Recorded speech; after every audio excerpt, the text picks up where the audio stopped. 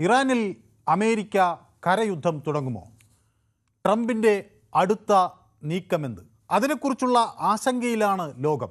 കഴിഞ്ഞ ആഴ്ച മധ്യേഷ്യയിലെ സൈനിക സാന്നിധ്യം അമേരിക്ക വർദ്ധിപ്പിച്ചു. US സൈനികരുടെ എണ്ണം 57,000-ൽ അധികമായി. US ട്രിപ്പോളിയുടെ 3,500 മറൈനേഴ്സ് എത്തിയിട്ടുണ്ട്. 82ാമത് എയർബോൺ പാരട്രൂപ്പേഴ്സ് സംഘം അവരുടെ കൂടെയുണ്ട്. ഖത്തർ, കുവൈറ്റ്, ബഹ്റിൻ തുടങ്ങിയ രാജ്യങ്ങളിലെ വ്യോമ നാവിക താവളങ്ങളൊക്കെ സജ്ജമായി കഴിഞ്ഞു. ഇതുകൂടാതെ 10,000 കരസൈനികരെ കൂടി അയക്കാൻ പെൻറ്റഗൺ പദ്ധതിയിടുന്നു എന്ന് US മാധ്യമങ്ങൾ തന്നെ റിപ്പോർട്ട് ചെയ്യുന്നു. ഖാർക്ക് ദ്വീപും അതിലെ എണ്ണ സംഭരണികളും അമേരിക്കയുടെ ലക്ഷ്യമാണ്. സമ്പുഷ്ട യുറേനിയത്തിൻ്റെ ശേഖരം അവർ ലക്ഷ്യമിടുന്നു. ലോകത്തിലെ 1/5 ക്രൂഡ് ഓയിൽ ഒഴുകുന്ന ഗ്യാസ് കപ്പലുകൾ നീങ്ങുന്ന ഹോർമുസ് കടലിടുക്കിൻ്റെ നിയന്ത്രണം ഏറ്റെടുക്കാൻ അമേരിക്ക ലക്ഷ്യമിടുന്നു. ARGകൾ, മറൈനുകൾ, പാരട്രൂപ്പർമാർ എല്ലാം ഗൾഫ് യുദ്ധമുഖത്തേക്ക് ഒഴുകിയെത്തുമ്പോൾ, ലോകം യുദ്ധഭീതിയിലാഴുമ്പോൾ ന്യൂസ് 18 പൊതുവേദി ഈ വിഷയം പ്രേക്ഷകരോട് ചർച്ച ചെയ്യുന്നു. കരയുദ്ധം ആസന്നമോ? സമാധാനം എത്ര അകലെ? എല്ലാവർക്കും പൊതുവേദിയിലേക്ക് സ്വാഗതം.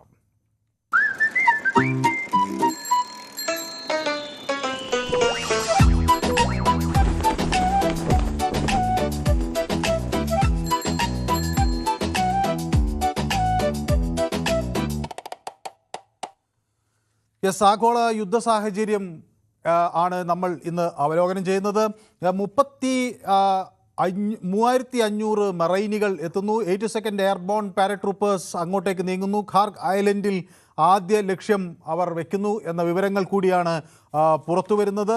അങ്ങനെ അമേരിക്കൻ നീക്കം എന്ത് എന്നതിനെ സംബന്ധിച്ചുള്ള സമഗ്രമായ ആശങ്ക അവിടെ ആരംഭിക്കുകയാണ്. ഇതിനിടയിലാണ് പ്രസിഡന്റ് ഡൊണാൾഡ് ട്രംപ് ഒരു കാര്യം വ്യക്തമാക്കുന്നത്. Take the oil in Iran എന്ന് അദ്ദേഹം പറയുന്നു.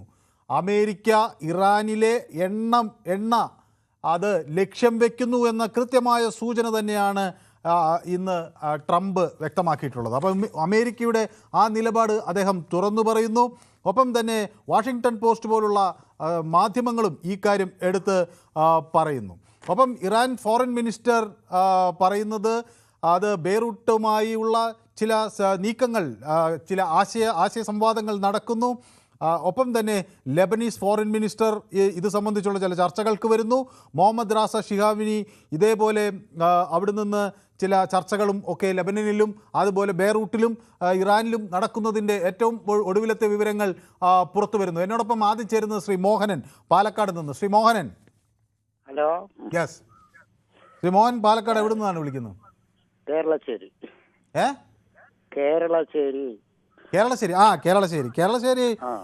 കേരളശ്ശേരി എന്തിനു പേര് കേട്ട സ്ഥലമാണ്? അങ്ങനെ ഇവിടെ വാദ്യങ്ങളുടെ അതാണ്. അതെ, അത് സംഗീത ഇതൊക്കെ ബന്ധപ്പെട്ടല്ലേ, ഈ പഞ്ചവാദ്യമൊക്കെ അല്ലേ? ഒടുവിൽ ഉണ്ണികൃഷ്ണന്റെ ഒക്കെ നാടാണ് കേരളശ്ശേരി. ഒടുവിൽ ഉണ്ണികൃഷ്ണന്റെ വീടിന്റെ അടുത്താണോ ശ്രീ അങ്ങ് താമസിക്കുന്നത്? അവിടുന്ന് 1 കിലോമീറ്റർ ദൂരം. ഓഹോ, okay. Kongad Pathirippala route. Yes. അപ്പോൾ അവിടെ തെരഞ്ഞെടുപ്പൊക്കെ വലിയ ശക്തമായി നടക്കുകയാണെന്ന് തോന്നുന്നു അല്ലേ ഇപ്പം? ശക്തമായിട്ട് നടക്കുന്നുണ്ട്. അവിടെ അങ്ങ് ഏത് മണ്ഡലത്തിലാണ് വരുന്നത്? കോങ്ങാട് മണ്ഡലത്തിലാണ്. ഓഹോ. അവിടെ ആർക്കാണ് വലിയ മുൻതൂക്കം കോങ്ങാട് മണ്ഡലത്തിൽ? മുൻതൂക്കം ശാന്തകുമാരിക്ക് തന്നെ ആണല്ലേ? ഇവിടെ 2-3 പഞ്ചായത്ത് അങ്ങനെ മുഴുവനും അത് തന്നെയാണ്, ശാന്തകുമാരിക്കാണ്. ഓഹോ. അപ്പോൾ ശ്രീമതി തുളസിയും ശാന്തകുമാരിയും നേർക്കുനേറുള്ള ഒരു മത്സരമാണ് അല്ലേ? രേണു സുരേഷാണ് BJP സ്ഥാനാർത്ഥി. ഓക്കെ. അപ്പോൾ അതാണ് അങ്ങ് പറയുന്നത്. അപ്പം ഞാൻ ചോദിക്കുന്നത്, ഈ നേർക്കുനേർ യുദ്ധം വരുന്ന ഒരു ഘട്ടത്തിൽ എന്താണ് അങ്ങ് മനസ്സിലാക്കുന്നത്? ഇത് ഏത് തരത്തിലേക്ക് നീങ്ങുന്നു എന്ന ആശങ്കയാണ് ആളുകൾക്കുള്ളത്. അല്ല, ഇറാനായാലും പിന്നെ അമേരിക്കയ്ക്കായാലും അവർക്ക് അവരുടേതായ താല്പര്യങ്ങളുണ്ടാവും. അതിപ്പോഴൊന്നും അറിയില്ല, അവസാനേ അറിയുള്ളൂ. പക്ഷെ നമുക്കിപ്പോൾ അതല്ല, ഈ കേരളത്തിലെ കാര്യങ്ങളാണ്. ഇപ്പം ഈ ഇലക്ഷൻ നടക്കല്ലേ. ഹലോ പറയൂ. ഹലോ, കേൾക്കുന്നു. ഇപ്പൊ ഇവിടെ ഇലക്ഷൻ നടക്കല്ലേ നമ്മുടെ കേരളത്തിൽ. ഇപ്പൊ അങ്ങോട്ടും ഇങ്ങോട്ടും വാഗ്വാദങ്ങളും കാര്യങ്ങളും നടക്കുന്നുണ്ട്. ഇടതുപക്ഷം വലതുപക്ഷത്തെ പറയുന്നു, BJP പറയുന്നു, മറ്റവരെ പറയുന്നു, ഇവരെ പറയുന്നു. പക്ഷേ ഇതിനിടയിൽ നിങ്ങളുടെ ഈ പരിപാടിയില്ലേ, ഈ ജനങ്ങൾക്ക് ഒരുപാട് സംശയങ്ങളുണ്ട്. മനസ്സിലാവുന്നുണ്ടോ? ഏത് പരിപാടി? പൊതുവേദിയെ കുറിച്ചോ? പൊതുവേദിയെ പറ്റിയല്ല, അതൊരു പ്ലാറ്റ്ഫോമാണ്. അതിന് ഞങ്ങൾക്ക് എല്ലാവർക്കും താല്പര്യമുണ്ട്. പക്ഷെ ജനങ്ങൾക്ക് ഇവര് മുമ്പോട്ട് വയ്ക്കുന്ന പരിപാടികളെ പറ്റി ഒരുപാട് സംശയങ്ങളുണ്ട്. ആര് മുന്നോട്ട് വയ്ക്കുന്ന പരിപാടിയെ കുറിച്ച്? ഈ പാർട്ടികൾ അവർ പരസ്പരം വയ്ക്കുന്ന കാര്യങ്ങളിൽ, വാഗ്വാദങ്ങളില്, അവരുടെ ചർച്ചകള്, ചാനൽ ചർച്ചകള്, ഇതൊക്കെ ശ്രദ്ധിക്കുന്നവരാണ് ഞങ്ങളൊക്കെ. അപ്പൊ ജനങ്ങൾക്ക് ഒരുപാട് സംശയങ്ങൾ വരും. അവൻ പറയുന്നതെന്നോ ശരി, ഇവൻ പറയുന്നതെന്നോ ശരി, ഇങ്ങനെ സംശയങ്ങൾ വരുന്നുണ്ട്. ഈ സംശയം തീർക്കാൻ നിങ്ങളെപ്പോലുള്ള ചാനലുകാര് ശ്രമിക്കുമെന്നാണ് എനിക്ക് പറയാനുള്ളത്. ഓക്കെ, വ്യക്തമാണ് അങ്ങയുടെ അഭിപ്രായം. ഓക്കെ, ഒരു സംശയം ഞാൻ പറയാം. ശരി, ഒറ്റ സംശയം. അതിന് മറുപടി ആലോചിച്ചിട്ട് പറയുവോ അല്ലെങ്കിൽ ചാനലിൽ കൂടെ പിന്നെ ചെയ്താലും മതി. ഇപ്പൊ ഇന്നലെ ഞാനൊരു ചാനൽ, സമയമില്ല, അങ്ങനെ ഇത് ടെലിവിഷൻ ഷോ അല്ലേ, ആളുകൾ ഇങ്ങനെ ക്യൂവിൽ നിൽക്കുകയാണ്. അതുകൊണ്ട് ഒറ്റ ഒരെണ്ണത്തിൽ നിർത്തുന്നേ. ഇടതുപക്ഷം പറയുന്നത് ഞങ്ങൾ ഇത്ര വീട് കൊടുത്തു എന്ന്, വലതുപക്ഷം പറയുന്നത് ഞങ്ങൾ കൊടുത്തു എന്ന്. നമ്മുടെ ജനസംഖ്യ അടിസ്ഥാനത്തിലും ഈ കൊടുത്തതും കൂടെ നോക്കുമ്പോ ഈ വീടൊക്കെ ആർക്കാ കൊടുക്കുന്നത്? ശരിയല്ലേ? ശരി, വ്യക്തമാണ്, അങ്ങയുടെ ചോദ്യമൊക്കെ വ്യക്തമാണ്. അപ്പോൾ ഈ എന്താ സർക്കാരിന്റെ പദ്ധതി പ്രകാരം എത്ര പേർക്ക് വീട് കിട്ടിയതാണോ ചോദിക്കുന്നത്? അല്ല, ആ വീട് കൊടുത്തതിനെ പറ്റിയിട്ട് അവകാശമല്ലേ പറയുന്നത്? സർക്കാർ കൊടുത്താൽ സ്വാഭാവിക അവകാശവാദം ഉന്നയിക്കുമല്ലോ, എന്താ സംശയം? അല്ല, സർക്കാരും പറയുന്നു, മറ്റവരും പറയുന്നു, ലക്ഷങ്ങൾ പറയുന്നു. നമ്മുടെ കേരളത്തിൽ എത്ര ലക്ഷം ജനങ്ങളുണ്ട്, എത്ര കോടിയുണ്ട്, എത്ര കുടുംബമുണ്ട്? വളരെ സിമ്പിൾ കണക്കാണ്. അങ്ങനെ ഒരു യൂട്യൂബ് നോക്കിയാൽ അറിയാവുന്നതേ ഉള്ളൂ. എത്ര ലക്ഷം വീട് കൊടുത്തതിന്റെ കണക്കുകൾ കൃത്യമായി സർക്കാർ നൽകിയിട്ടുണ്ട്. ഇതിന് മുന്നത്തെ സർക്കാർ കൊടുത്ത വീടുകളുടെ കണക്ക്. പക്ഷെ മുന്നത്തെ സർക്കാർ പല വകുപ്പുകളായിട്ടാണ് വീട് വെച്ച് കൊടുത്തത്. ഇത് ലൈഫ് മിഷന്റെ കീഴിൽ ഒറ്റ വകുപ്പായി വരുന്നു. അപ്പോൾ അവർ കൂടുതൽ എണ്ണമുണ്ട്. അതാണ് അതിലെ ഒരു ലൈഫ് മിഷന്റെ കീഴിൽ കൂടുതൽ എണ്ണം. ഇത് അങ്ങൊന്ന് നോക്കി കണ്ടുപിടിക്കണമെന്നാണ് ഞാൻ പറയുന്നത്. ഓക്കെ, ആളുകൾ കാത്തു നിൽക്കുന്നതുകൊണ്ടാണ്. വളരെ വ്യക്തം. അപ്പോൾ ബാലകൃഷ്ണൻ വടകര, ശ്രീ ബാലകൃഷ്ണൻ വടകര, ഈ കരയുദ്ധം വന്നാൽ നമ്മൾ ആശങ്കപ്പെടേണ്ടതുണ്ടോ? നമസ്കാരം സർ. കരയുദ്ധം വന്നാൽ ചിലപ്പോൾ ആശങ്കപ്പെടേണ്ട അവസ്ഥ വരും. കാരണം ഒരു യുദ്ധമല്ലേ, ആഗോളാടിസ്ഥാനത്തിൽ യുദ്ധം വരുമ്പോൾ അതിനെ നേരിടാനുള്ള ശേഷിയെല്ലാം നമ്മുടെ സർക്കാരിനുണ്ട്. പക്ഷെ അങ്ങനെ അതിതീവ്രമായ രീതിയിലായാലും നമ്മുടെ സർക്കാരിനൊന്നും ചെയ്യാൻ പറ്റാത്ത ഒരു അവസ്ഥയൊക്കെ ഉണ്ടായിക്കൂടാന്നില്ല. പക്ഷെ ഇതിൽ നമ്മളെന്ത് പേച്ചു?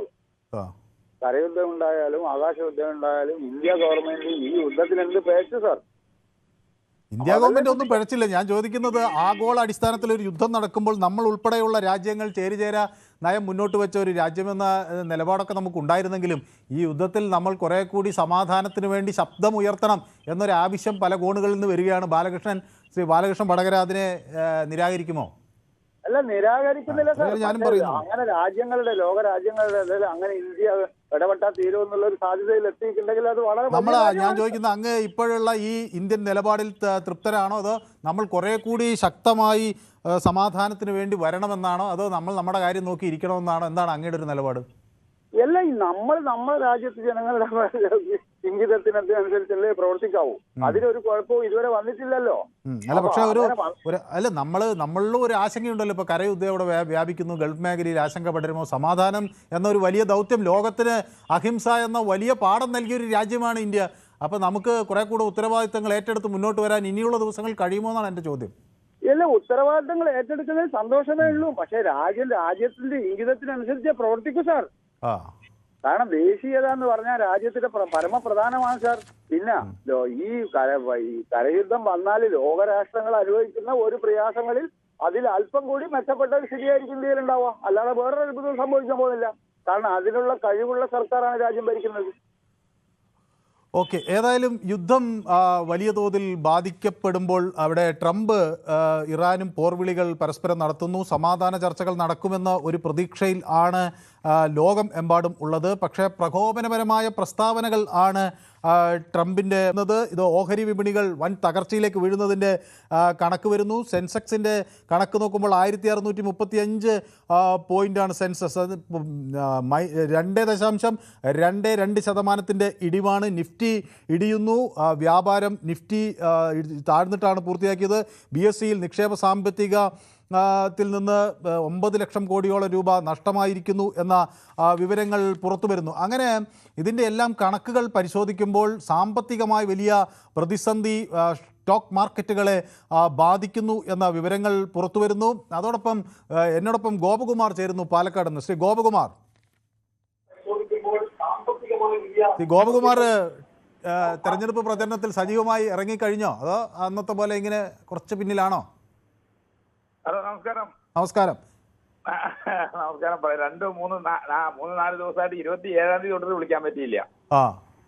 ഞാൻ 2-3 തവണ നോക്കി. പക്ഷെ അപ്പോഴേക്ക് നമ്മളെ പ്രവർത്തകർ വന്നിട്ട് 4 മണി കഴിഞ്ഞാൽ നമ്മൾ 4 മണിക്കാണല്ലോ തുടങ്ങുക.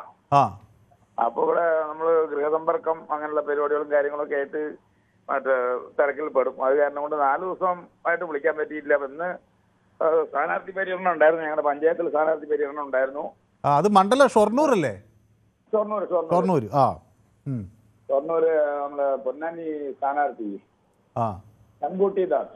ശങ്കുട്ടി ദാസ് നമ്മുടെ മാധ്യമ രംഗത്തൊക്കെ ശ്രദ്ധേയനായ വക്താവൊക്കെ സജീവമായിട്ട് പങ്കെടുക്കുന്ന ആള് ശങ്കുട്ടി ദാസ്. അപ്പൊ ഞങ്ങള് 27-ാം തീയതി അദ്ദേഹം പഞ്ചായത്ത് മുഴുവൻ വന്ന് ഒരു അർജന്റ് വെച്ചിട്ട് മൂപ്പർക്ക് പഞ്ചായത്തിൽ ഒരു സ്വീകരണം കൊടുത്തു. ഇന്ന് വീട്, അതായത് വയസ്സായ ആൾക്കാർ കുറച്ച് ഇരിക്കുന്ന വീടുകളിലൊക്കെ പോയി അവരെ ആവശ്യങ്ങളും കാര്യങ്ങളും പഞ്ചായത്തിൽ ഇവിടെ ബൂത്തിൽ വന്ന് വോട്ട് ചെയ്യാൻ പറ്റാത്തവര്, അതായത് 70 വയസ്സിന് മേലുള്ള ആൾക്കാരെ പോയി കാണുക. മമ്മിക്കുട്ടിയുടെ ലീഡൊക്കെ തകർക്കും എന്ന തരത്തിലാണ് ഇപ്പൊ നിങ്ങൾ പ്രവർത്തിക്കുന്നത് അല്ലേ? അങ്ങനത്തെ വീട് തകർക്കും എന്നല്ല, ഞങ്ങൾ ചിലപ്പോൾ ജയിച്ചാലും അതിശയോക്തിയായിട്ട് പറയുമെന്നല്ല, ജയിക്കാനും സാധ്യതയുണ്ട്. അതായത് 60 മാസം മുന്നേ ജയിച്ചു പോയ ഒരു മമ്മിക്കുട്ടി ഇപ്പൊ 59 മാസം വരേക്ക് ആളെ കണ്ടിട്ടില്ല. 59 മാസം പറഞ്ഞാൽ ഞാൻ 4 വർഷം 11 മാസമാണ് ഉദ്ദേശിക്കുന്നത്. ശരി, അപ്പൊ വ്യക്തമാണ്. അപ്പൊ ഞാൻ ചോദിക്കുന്നത്, ഈ കരയുദ്ധത്തിന്റെ ആശങ്ക ലോകത്ത് വ്യാപിക്കുന്നുണ്ടോ? എന്താണ് ശ്രീ ഗോപകുമാറിന് തോന്നുന്നത്? കരയുദ്ധമൊന്നും തുടങ്ങിയിട്ട് അങ്ങനെ അത്ര പെട്ടെന്ന് ഇറാനെ വീഴ്ത്താൻ പറ്റുന്നുള്ള ഞാൻ ഇറാന്റെ ഒരു വക്താവായിട്ടോ അല്ലെങ്കിൽ വേറെങ്ങനായിട്ട് ഉദ്ദേശിച്ചിട്ടല്ല പറയുന്നത്. ഇറാൻ നമ്മളായിട്ട് നല്ല ബന്ധത്തിലൊക്കെ തന്നെയാണ്. അതുകൊണ്ടാണല്ലോ നമുക്ക് ഓർമ്മ കടലെടുത്ത് തുറന്നു തരാനും ഇന്ത്യൻ പതാക വെച്ചിട്ടുള്ള കപ്പല് അകമ്പടിയോടുകൂടി നമുക്ക് എണ്ണയും ഗ്യാസൊക്കെ വിടാനൊക്കെ അവർ സഹകരിച്ചിട്ടുണ്ട്. അതേമാതിരി അവരൊരു കപ്പൽ ഇവിടെ വന്ന് അപകടത്തിൽപ്പെട്ടപ്പോൾ നമ്മൾ അതിനുള്ള സഹായങ്ങളൊക്കെ ചെയ്തിട്ടുണ്ട്. അതുകൊണ്ട് നമുക്ക് അവരെ പറ്റി ഒരുപാട് കുറ്റം പറയാൻ പറ്റില്ല. പക്ഷെ അദ്ദേഹം നല്ലൊരു ഭരണാധികാരിയാണെന്നൊന്നും പറയാൻ, നല്ലൊരു രാജ്യമാണെന്ന് പറയാനൊന്നും ഞാൻ തയ്യാറല്ല. ഇറാനെ സംബന്ധിച്ച് ഒരുപാട് കാര്യങ്ങൾ അതിനെ പറ്റി പറയാൻ അത്രയും സമയം നമുക്കില്ലല്ലോ, അത് കാരണം കൊണ്ട്. പക്ഷെ വ്യോമയുദ്ധം, ആകാശയുദ്ധം വെച്ച് നോക്കുമ്പോൾ ഇറാൻ അത്ര പെട്ടെന്ന് ഇവർക്ക് അതിലേ നടന്നിട്ടില്ല. അവർ വിചാരിച്ച് 1 ആഴ്ച 2 ആഴ്ച 3 ആഴ്ച പറഞ്ഞു, പിന്നെ പറഞ്ഞു ലാസ്റ്റ് 4 ആഴ്ചയോടെ ഞങ്ങൾ പരിപാടി തീർക്കും പറഞ്ഞു. പിന്നെ നിർത്താൻ പറഞ്ഞ അവസാനം അത് ഇപ്പൊ ഈ കരയുദ്ധത്തിലേക്ക് 2000 ആൾക്കാരെ അവിടുന്ന് അമേരിക്കയിൽ നിന്ന് ഇങ്ങോട്ട് വിട്ടു പറഞ്ഞു കഴിഞ്ഞാൽ 2000 ആൾക്കാരായിട്ട് വരുന്നുണ്ട് കപ്പലിൽ എന്നാ പറയുന്നത്. 2000 ആൾക്കാർ വന്നു കഴിഞ്ഞാൽ 1 മിനിറ്റ് കൊണ്ട് അവർ കാലിയാക്കും. ശരി, വ്യക്തമാണ്. താങ്കളുടെ അഭിപ്രായം കൃത്യമാണ്. ഓക്കെ, എനിക്ക് സമയം നമുക്ക് കുറവായത് കൊണ്ടാണ്. എന്നോടൊപ്പം ചന്ദ്രബോസ് ചേരുന്നത് ഏറ്റുമാനൂരിൽ നിന്നാണ്. ശ്രീ ചന്ദ്രബോസ്. സർ. ശ്രീ ചന്ദ്രബോസ് രാഷ്ട്രീയ പ്രചരണ രംഗത്തൊക്കെ ഉണ്ടോ, അതോ നിഷ്പക്ഷനായി? അങ്ങനെയില്ല സാർ, വളരെ നിഷ്പക്ഷമായിട്ട്. മീൻസ് നല്ല വ്യക്തികളെ, നല്ല പേഴ്സണാലിറ്റീസിനെ എപ്പോഴും സപ്പോർട്ട് ചെയ്യുന്ന. അവിടെ അവിടെ അവിടെ മന്ത്രി വാസവനാണ് അല്ലേ ഏറ്റുമാനൂർ? അതെ സർ, അതെ സർ. അപ്പൊ എങ്ങനെയുണ്ട്? നാട്ടകം സുരേഷ് എതിരാളിയാണ് അല്ലേ? അതെ അതെ. മറ്റേ 2020 ഒരു പുതിയ താരം അവിടെ എത്തിയിട്ടുണ്ട് അല്ലേ? ഗായികയാണ്, നർത്തകിയാണ്, ആതിര. ഇപ്പൊ ഇത് എല്ലാവരിലും നോക്കുമ്പോൾ എന്താണ് അവിടുത്തെ ഒരു സാഹചര്യം ശ്രീ അങ്ങേക്ക് തോന്നുന്നത് ചന്ദ്രബോസ്? എനിക്ക് തോന്നുന്നു നാട്ടം സുരേഷിന് കൂടുതൽ ഓപ്പർച്യൂണിറ്റി ഉണ്ടെന്നാ തോന്നുന്നു സാർ, എല്ലാം കൂടെ നോക്കുമ്പോ. എന്തെങ്കിലും അട്ടിമറികൾ സംഭവിക്കുമെന്ന് പ്രതീക്ഷിക്കാനുണ്ടോ? ഇല്ല, അങ്ങനെയൊന്നുമില്ല സാർ. അതേ കാരണം വാസവൻ സാറും നന്നായിട്ട് ചെയ്തിട്ടുണ്ട്. പക്ഷെ എല്ലാം ഒരു സിറ്റുവേഷൻ എല്ലാം കൂടെ കൺസിഡർ ചെയ്യുമ്പോൾ ഞാൻ ഫീൽ ചെയ്യുന്നത് കുറച്ചുകൂടെ കവർ ചെയ്യുമെന്നുള്ളതാണ് തോന്നുന്നത്. ശരി, അപ്പൊ ഞാൻ ചോദിച്ചു വന്നത്, നമ്മൾ ഈ കരയുദ്ധം വരുന്നു എന്ന ഒരു ആശങ്ക നിൽക്കുന്നുണ്ടോ? എന്താണ് അങ്ങേക്ക് അത് സംബന്ധിച്ച് തോന്നുന്നത്? നമ്മുടെ ഗൾഫ് മേഖലയൊക്കെ ഇത് പ്രതിസന്ധിയിൽ കൂടുതലാക്കുമോ, അതോ ഈ പ്രശ്നം വേഗം പരിഹരിക്കാൻ കഴിയും എന്നൊരു പ്രതീക്ഷയുണ്ടോ? തീർച്ചയായിട്ടും ഇത് പരിഹരിക്കുന്നതായിരിക്കും നല്ലത്. മറ്റുള്ള ലോകരാഷ്ട്രങ്ങളെല്ലാം ഇടപെട്ട് ഇത് പരിഹരിച്ചു കഴിഞ്ഞാൽ വളരെ നല്ലതായിരിക്കും. കാരണം എന്താണെന്ന് ചോദിച്ചാൽ ഇപ്പോ ഇതേ രീതിയിൽ കരയുദ്ധം പോയി കഴിഞ്ഞു കഴിഞ്ഞാൽ അത് totally all over the world അത് എഫക്റ്റ് ആവുമെന്നുള്ളതിൽ ഒരു സംശയവും. കാരണം നിസ്സാരമായിട്ട് IPKF-ന്റെ ആ ഒരു ഫീൽഡിൽ ഞാൻ പോയപ്പോൾ തന്നെ ഞങ്ങൾക്ക് മനസ്സിലായതാണ്, ഞങ്ങൾ അവിടെ നിന്ന് പുറകോട്ട് പോരേണ്ടി വന്നു. ഇന്ത്യൻ പട്ടാളത്തിന്റെ കൂടെ ഞാനും പോയിരുന്നതാ. അവിടുന്ന് ഞങ്ങൾ വളരെ പെട്ടെന്ന് തിരിച്ചു പോരേണ്ടി വന്നു. നമ്മൾ ഉദ്ദേശിക്കുന്ന പോലെയല്ല ഈ കരയുദ്ധമൊന്നും തുടങ്ങിക്കഴിഞ്ഞു കഴിഞ്ഞാൽ നമ്മൾ ന്യൂസിൽ കാണുന്ന പോലെ അല്ല, മറ്റുള്ള കാര്യങ്ങളോ അല്ല. അത് മാത്രമല്ല, ഇറാനെ സംബന്ധിച്ച് ശ്രീ ചന്ദ്രബോസ് സൈനിക സേവനം അനുഷ്ഠിച്ച ആളാണ് അല്ലേ? അതെ അതെ സർ, ഞാൻ IPKF-ലൊക്കെ ഉണ്ടായിരുന്നു. ഇന്ത്യൻ പീസ് കീപ്പിംഗ് ഫോഴ്സിൽ ശ്രീലങ്കയിൽ ഉണ്ടായിരുന്നു. പിന്നെ OP പവറിൽ ചെയ്തിട്ടുണ്ട്, കാർഗിലിൽ ചെയ്തിട്ടുണ്ട് സർ. അപ്പൊ നമ്മൾ കരയുദ്ധം എന്ന് വിചാരിക്കുന്നത് നമ്മൾ പുറത്തുനിന്ന് പറയുന്ന പോലെ എളുപ്പമുള്ള കാര്യമല്ല, അത് ഈസി അല്ല അല്ലേ? അല്ല സർ. LRW-63 ഫീൽഡ് റെജിമെന്റിന്റെ ഒരു ചെറിയ റാങ്ക് വെച്ചുകൊണ്ട് ലീഡ് ചെയ്തതാണ് ഞാൻ. അപ്പൊ എനിക്കറിയാം കുറച്ചുകൂടെ കാര്യങ്ങൾ. അത് ഏത് ബറ്റാലിയനിൽ ഏത് ഇതിലാണ് ജോലി ചെയ്തിരുന്നത്? LRW ലൈറ്റ് റിപ്പയർ വർക്ക്ഷോപ്പിന്റെ സെക്കൻഡ് ഇൻ കമാൻഡ് ആയിട്ട് ഒരു ചെറിയ റാങ്ക് ആയിരുന്നു എന്റെ. പക്ഷെ ഞങ്ങൾ 18 പേരേ ഉള്ളായിരുന്നു സിയാച്ചിൻ ഗ്ലേസിയറിൽ. സിയാച്ചിൻ ഗ്ലേസിയർ, മുട്ടറ്റം മഞ്ഞുള്ള യുദ്ധഭൂമി, ലോകത്തെ ഏറ്റവും ഉയർന്ന തലത്തിൽ നിൽക്കുന്ന ഒരു യുദ്ധഭൂമി ഇല്ലേ? അതെ. അപ്പൊ കരയുദ്ധം നമ്മൾ വിചാരിച്ചത്ര എളുപ്പമല്ല. അമേരിക്കയ്ക്ക് അങ്ങനെ വന്ന് ഒരു രാത്രി കൊണ്ട് തീർത്തു പോകാൻ കഴിയുമെന്നൊന്നും പ്രതീക്ഷിക്കണ്ട അല്ലേ? ഒരിക്കലും പറ്റിയല്ല സാർ. ഒരു ചെറിയ സംഖ്യ മാത്രമല്ലേ, 10,000-5,000 എന്ന് പറയുന്നത് വലിയ സംഖ്യയൊന്നും അല്ലല്ലോ. ഓക്കെ, വ്യക്തമാണ്. ഏതായാലും അങ്ങ് അവിടുന്ന് വിളിച്ചു അഭിപ്രായം പങ്കുവച്ചു. ഒരു സൈനികൻ അവിടെ സംവദിക്കുക എന്ന് പറയുന്നത് തന്നെ ഒരു വലിയ ഒരു അംഗീകാരമാണ്. അങ്ങ് പൊതുവേദി കാണുന്നുവെന്ന് അറിയുന്നതിൽ തന്നെ സന്തോഷം. സ്കറിയ എന്നോടൊപ്പം ചേരുന്നുണ്ട് ചെറുപുഴയിൽ നിന്ന്. സ്കറിയായിട്ട് സംസാരിച്ചിട്ട് കുറേ ദിവസമായി. ഒരു ദിവസം ഫോൺ ചെയ്യാൻ ശ്രമിക്കുന്നതിനിടയിൽ ഫോൺ കട്ടായും പോയി അല്ലേ ശ്രീ സ്കറിയ? ഇല്ല, കട്ടായില്ല. ഞാൻ അരമണിക്കൂർ വിളിച്ച് ഹോൾഡ് ചെയ്ത് വെച്ചു. കൃത്യ സമയം കഴിയാൻ പോകുന്നു, ഞാൻ വീണ്ടും തിരിച്ചു വിളിക്കാന്ന് പറഞ്ഞ് മനു ഫോൺ കട്ടാക്കുക ചെയ്ത്. അത് തിരിച്ചു വിളിക്കാന്നല്ല, എന്താണെന്നറിയാമോ, ഈ സമയം ഇങ്ങനെ ആകുമ്പോൾ ഒരു അടുത്ത ബുള്ളറ്റിന്റെ പ്രൊഡ്യൂസിങ് സെക്ഷനൊക്കെ അല്ല, അത് മനസ്സിലാകുന്നുണ്ട് മനു. എനിക്ക് അതിന്റെ പരിഭവമില്ല. കാരണം എന്താ വെച്ചാൽ ഞാൻ പിന്നെ വിളിക്കാതിരുന്ന ഓരോ തിരക്ക് കാരണങ്ങള്, പിന്നെ എല്ലാവർക്കും അവസരങ്ങൾ കൊടുക്കണ്ടേ. അതെ അതെ, അതാണ് ആ വലിയൊരു വിശാല മനസ്കതയെ ഞാൻ അങ്ങേയറ്റം അഭിനന്ദിക്കും. അവിടെ ഇപ്പോൾ ശ്രീ സ്കറിയ, ഈ ചെറുപുഴയിലെ ഒരു രാഷ്ട്രീയ സാഹചര്യം എന്താണ്? ചെറുപുഴയിലെ രാഷ്ട്രീയ സാഹചര്യം എന്താണെന്ന് വെച്ചാൽ പയ്യന്നൂര് നിയോജകമണ്ഡലമാണ്. ഉണ്ണികൃഷ്ണനാണ് ഇവിടെ സ്വതന്ത്രനായി മത്സരിക്കുന്നത്, കോൺഗ്രസിന്റെ. അതില് ഈ പുള്ളി ജയിക്കാൻ കുറവാണ്, മധുസൂദനൻ ലീഡ് കുറയും. പക്ഷെ എന്റെ നിയോജകമണ്ഡലം ഇരിക്കൂറാണ്. അവിടെ സജീവ് ജോസഫ് പാട്ടും പാടി ജയിക്കും. അപ്പോൾ ഇരിക്കൂർ സജീവ് ജോസഫിന് സ്വാഭാവികമായി, കോൺഗ്രസിന് കുറേ കാലമായി നമ്മുടെ KC ജോസഫ് തൊട്ടുള്ളൊരു അല്ലേ കണ്ടിന്യൂസ് ആയുള്ളൊരു മണ്ഡലമാണ് അവിടെ. ഈ പ്രാവശ്യം കണ്ണൂരിന്റെ ഒരു സ്ഥിതി ഇവരുടെ, അതായത് തളപ്പറമ്പിന്റെയും ചെറുപുഴയുടെ അല്ല ഈ പയ്യന്നൂരിന്റെ ഒക്കെ കമ്മ്യൂണിസ്റ്റ് പാർട്ടിക്കാരുടെ ഇത് വെച്ച് നോക്കിക്കഴിഞ്ഞാൽ ഓരോ 6 സീറ്റ് കണ്ണൂർ കിട്ടാൻ സാധ്യതയുണ്ട്.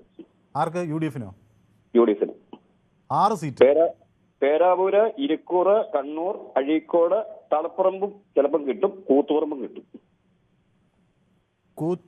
കൂത്തുപറമ്പിൽ ഇത്തവണ KP മോഹനില്ല.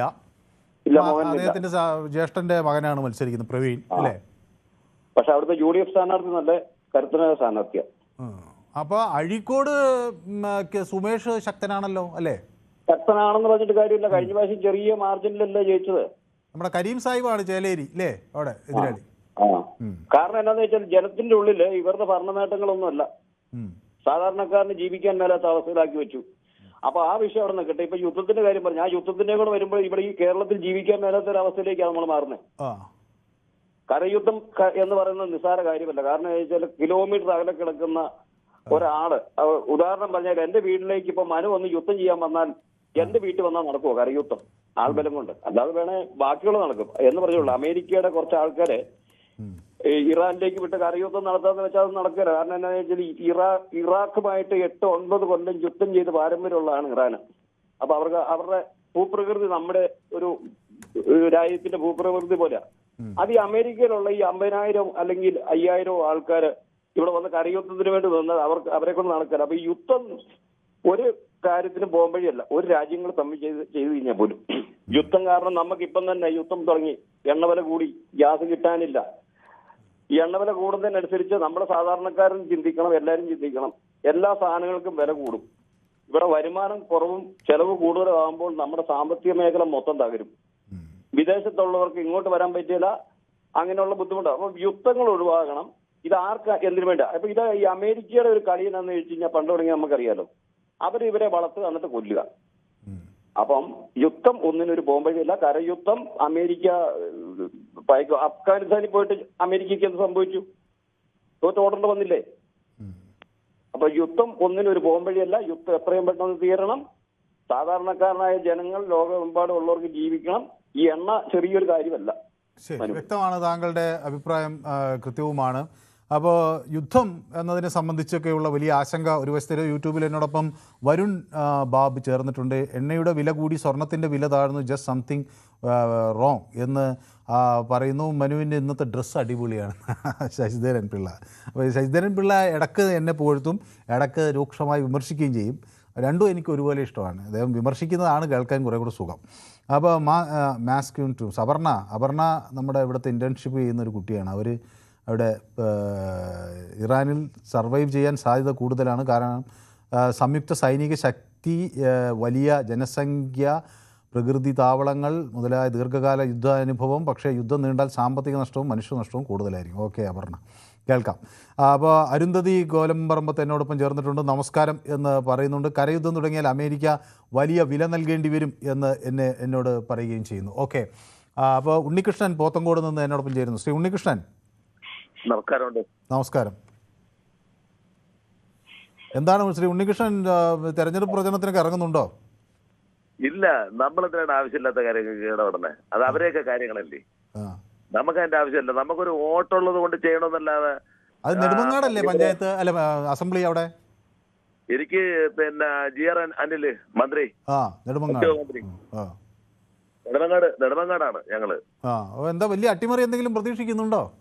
ഈ എവിടെ നിന്ന് നിർത്തിയിരിക്കുന്ന പിന്നെ ആ BJP-യുടെ സ്ഥാനാർത്ഥി വലിയ കുഴപ്പമില്ലാന്ന് തോന്നുന്നു. മറ്റേത് ഞങ്ങൾ ആദ്യമായിട്ട് കേൾക്കുന്നത് കോൺഗ്രസിന്റെ സ്ഥാനാർത്ഥിയുടെ പേര്. അല്ല, അദ്ദേഹം ഇപ്പൊ കോൺഗ്രസിൽ വന്നല്ലേ ഉള്ളൂ അല്ലേ? അത് തന്നെ. പക്ഷെ ഞങ്ങൾക്ക് അറിയില്ലെന്നേ. ഞങ്ങൾ ആരാണെന്ന് ഈ പുള്ളിയെ കണ്ടിട്ടില്ല, ജീവിതത്തിൽ ഒരിക്കലും കണ്ടിട്ടില്ല. ഞങ്ങൾ ഇന്നുവരെ കണ്ടിട്ടുമില്ല, കേട്ടിട്ടുമില്ല. അതാണ് കാര്യം എന്ന് പറഞ്ഞത്. സംഭവം എന്ന് പറഞ്ഞാൽ അനില് വലിയ പിന്നെ പ്രവർത്തനവും കാര്യങ്ങളൊന്നും ചെയ്തില്ലെങ്കിലും ആളൊരു പാവത്താനാണ്. ശരി, അപ്പൊ മീനാങ്കൽ കുമാർ അറിയില്ല, യുവരാജ് ഗോകുലിന് അങ്ങേക്ക് വലിയ ഇഷ്ടമാണെന്നാണ് പറയുന്നത് അല്ലേ? അല്ല, സംഭവം എന്ന് പറഞ്ഞാൽ ഞാൻ പറഞ്ഞ ഈ രണ്ട് സ്ഥാനാർത്ഥികൾ മാത്രമേ ഉള്ളൂ കട്ടയ്ക്ക് നിൽക്കാൻ ചാൻസ് ഉള്ളത്. മറ്റതൊരു എന്താ പറയണ, ഞങ്ങൾക്ക് അറിയില്ല ആളിനെ. ശരി, അപ്പൊ നമ്മൾ ഈ വിഷയത്തിലേക്ക് വന്നാൽ പിന്നെ അമേരിക്ക അല്പം കാര്യങ്ങൾ മനസ്സിലാക്കും. കാരണം അവര് മാക്സിമം പോയി കഴിഞ്ഞാൽ 1-2 ആഴ്ച പിന്നെ കഴിയുമ്പോൾ തന്നെ അമൂൽ ബേബികള് സ്വല്പം കാര്യങ്ങൾ മനസ്സിലാക്കും. ഇവര് 2 കൊല്ലം കഴിഞ്ഞാലും ഇവര് പിടിച്ചിരിക്കും. പിന്നെ നമ്മൾ ഈ പറയും പോലെ ഇപ്പൊ ഞാൻ കേട്ട വിഷയങ്ങൾ പറയും പോലെ ഒന്നും ആയിരിക്കില്ല അമേരിക്കയിലെ അവരെ സെക്രട്ടറികളെയൊക്കെ പിന്നെ ഇതെന്ന് പറഞ്ഞാല് ഇവര് സൈന്യം മുന്നേറിക്കൊണ്ടിരിക്കുന്ന സമയത്ത് അവര് മേളിൽ കൂടെ അടിക്കും. അതാണ് അവരെ ഉദ്ദേശം എന്ന് പറഞ്ഞാൽ. അതിന്റെ ബാക്കിൽ നിന്നേ അവര് പടന്മാര് പോവുള്ളൂ. ഇവരെ പട്ടാളം പോകുന്നത് ബാക്കിൽ നിന്നായിരിക്കും. വ്യക്തമാണ് താങ്കളുടെ അഭിപ്രായം. അപ്പോൾ എനിക്ക് കൂടുതൽ ആളുകൾ നമ്മുടെ യൂട്യൂബിലുണ്ട്. കരയുദ്ധം തുടങ്ങിയാൽ അമേരിക്ക വലിയ വില നൽകേണ്ടി വരും എന്ന് സുനിൽകുമാർ പറയുന്നു. ബാലകൃഷ്ണൻ എന്ന് പറയുന്നതിനെ ഓർത്ത് ഷിജു കുര്യത്ത് ഇരിക്കുന്നുണ്ട്. ശക്തിമാൻ പറയുന്നത് നേമത്തെ SDPI മുന്നണി സ്ഥാനാർത്ഥിക്ക് വിശ്രമം കൊടുക്കാൻ നേമം നിവാസികൾ തീരുമാനിച്ചെന്ന്. SDPI മുന്നണി സ്ഥാനാർത്ഥിക്ക് വിശ്രമം കൊടുക്കാൻ നേമം നിവാസികൾ തീരുമാനിച്ചുവെന്ന് ശക്തിമാൻ പറയുന്നുണ്ട്. ഓക്കെ, കൊള്ളിച്ചുള്ള വാർത്ത. അപ്പോൾ സ്കറിയ പൊതുവേദിയിൽ വിളിച്ചാൽ KKP കിട്ടി പോയാൽ പോയി, അല്ലെങ്കിൽ വേണ്ടപ്പെട്ട പുള്ളികളായിരിക്കും. ശശിധരൻ പിള്ള പറയുക, വേണ്ടപ്പെട്ട പുള്ളികൾ കൃഷ്ണൻകുട്ടി മണിമല, അതുപോലെ ബാലകൃഷ്ണൻ വടകര, ദാസൻ കണ്ണൂർ, ഇവരൊക്കെയാണ് പൊതുവേദിയിലെ VIP-കൾ എന്നാണ് ശശിധരൻ പിള്ളയുടെ ആക്ഷേപം. അദ്ദേഹം പറയുന്നത് അവർക്കാണ് ഫോൺ വിളിച്ചാൽ കിട്ടുന്നതെന്ന്. ഓക്കെ, ശരി. ആസ്മ എന്നോടൊപ്പം ചേർന്നിട്ടുണ്ട് പൊതുവേദിയിൽ. ഉണ്ണികൃഷ്ണൻ ചേട്ടന് വീട് കയറി താമസം കഴിഞ്ഞു എന്ന് എന്നോട് സുനിൽ ചോദിക്കുന്നുണ്ട്. അത് അദ്ദേഹം വിളിക്കുമെന്നാണ് പറയുന്നത്, നമുക്ക് നോക്കാം. ഓക്കെ, ശരി. അപ്പോൾ അതാണ് നമ്മുടെ അവസ്ഥ. എനിക്കൊരു ചെറിയ ഇടവേള അനിവാര്യമാണ്. ഞാൻ പെട്ടെന്ന് വരാം. Short break.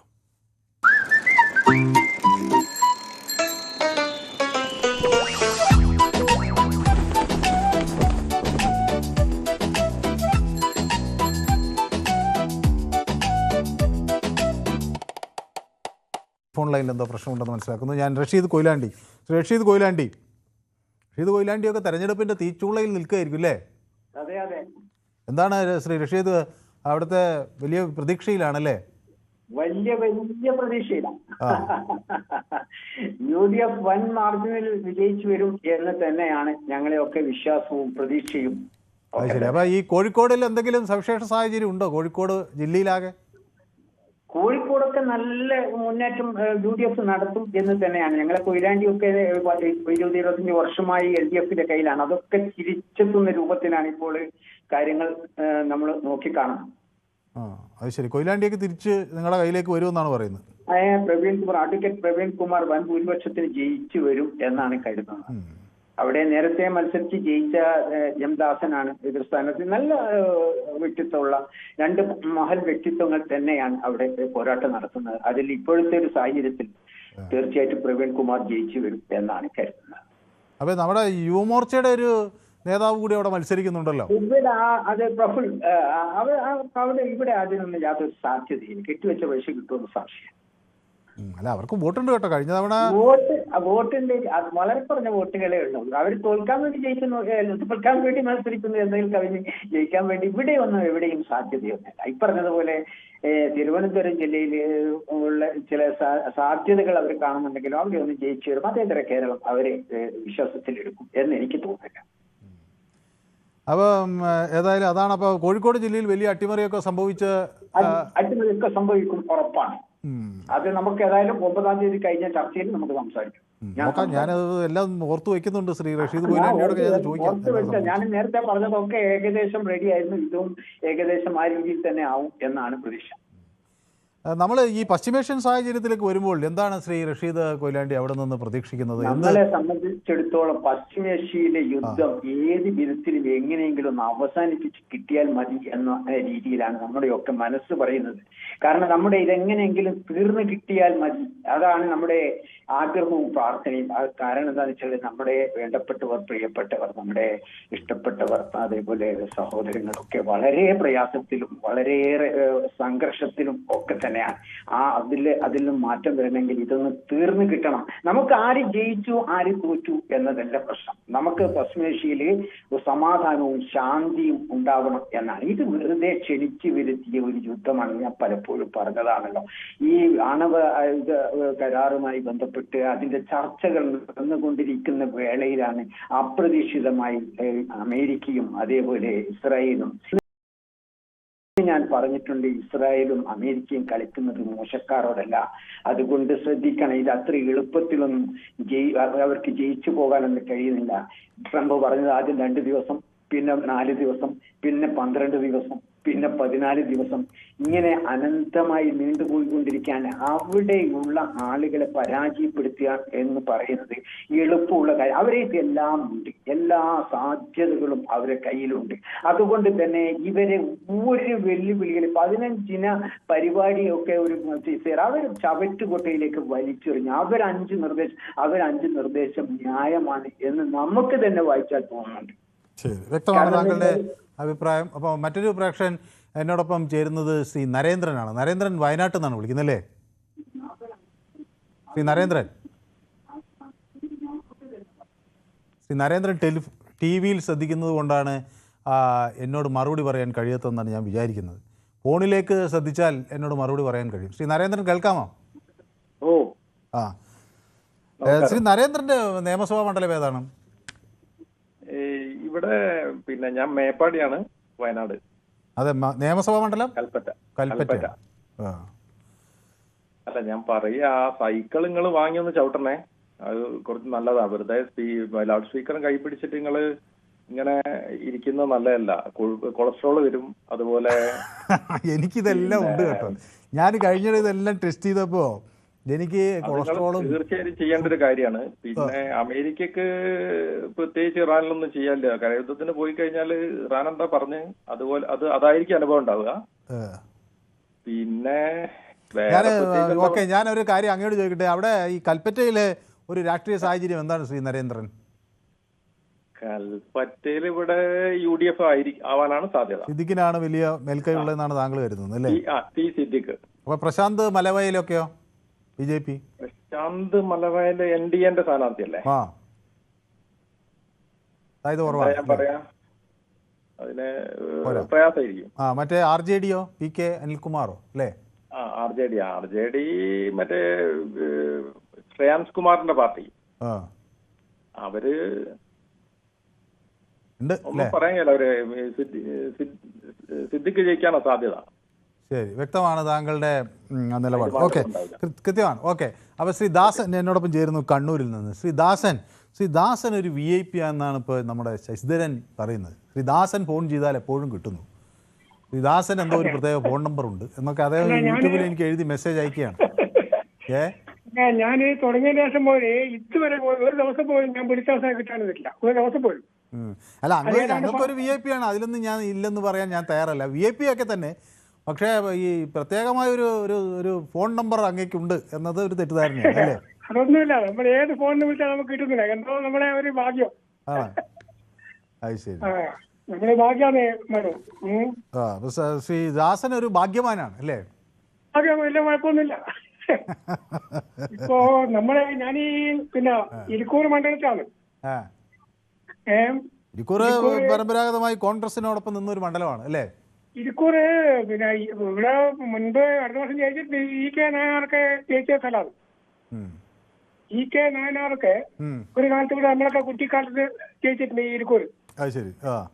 പക്ഷെ ഇപ്പോ ഇരിക്കൂർ എന്ന് പറയുമ്പോ ഇരിക്കൂർ കോൺഗ്രസിന്റെ കുത്തക മണ്ഡലമില്ല. കാരണം ഇതൊരു കുടിയേറ്റ മേഖലയാണ്, ക്രിസ്ത്യൻസിന്റെ ഭൂരിപക്ഷ മേഖലയാണ്. അതുപോലെ തന്നെ പേരാവൂര് മൊത്തം 9 പഞ്ചായത്തിലെ 5 കോൺഗ്രസും ഇരിട്ടി മുനിസിപ്പാലിറ്റി അടക്കം 4 LDF ആണ്. അവിടെ ഈ ക്രിസ്ത്യൻ ഭൂരിപക്ഷ മേഖല ഈ പേരാവൂർ മണ്ഡലം ഈ ശൈല ടീച്ചറെ പ്രത്യേകം ആൾക്കൂടെ ബലിയാടാക്കിയ ആ പാവത്തിനാണ്. കാര്യം കഴിഞ്ഞ തവണ ഒരു മുസ്ലിം ന്യൂനപക്ഷത്തിൽപ്പെട്ട ഒരാൾ മത്സരിച്ചിട്ട് പോലും പേരാവൂർ പിടിച്ചു വന്നിട്ടില്ല. അപ്പോൾ ശൈല ടീച്ചറെ കരുതിക്കൂടി തന്നെ ആ പാവത്തിനാ. ഇപ്പൊ എന്റെ കാഴ്ചപ്പാട് കണ്ണൂർ ജില്ലയിൽ 6 സീറ്റ് ഈ തവണ UDF ഓടും. കാര്യം പയ്യന്നൂര്, തളിപ്പറമ്പ്, അഴീക്കോട്, കണ്ണൂര്, ഇരിക്കോട്, പേരാവൂര്, മട്ടന്നൂര്, കൂത്തുപറമ്പ്, തലശ്ശേരി, ധർമ്മടം, കല്യാശ്ശേരി ഈ 5 സീറ്റ് അടുത്ത വർഷം എന്റെ കണക്കോട്ടില് ഈ തവണത്തെ രാഷ്ട്രീയ അത്ര സ്ട്രോങ്ങിലാണ്. കാരണം ഈ ഇടതുപക്ഷ ഗവൺമെന്റിനോട് ഈ വ്യക്തിപരമായിട്ട് പിണറായി വിജയനോട് അങ്ങ് പറയുന്നത് ഞാൻ ഒരു കാര്യം പറയട്ടെ. ഇപ്പൊ പേരാവൂരിൽ ശൈല ടീച്ചറെ ബലി കൊടുത്തു എന്നൊന്നും പറയാൻ പറ്റില്ല. അവിടെ സക്കീർ ഹുസൈൻ അല്ലേ കഴിഞ്ഞ തവണ മത്സരിച്ചത് അല്ലേ?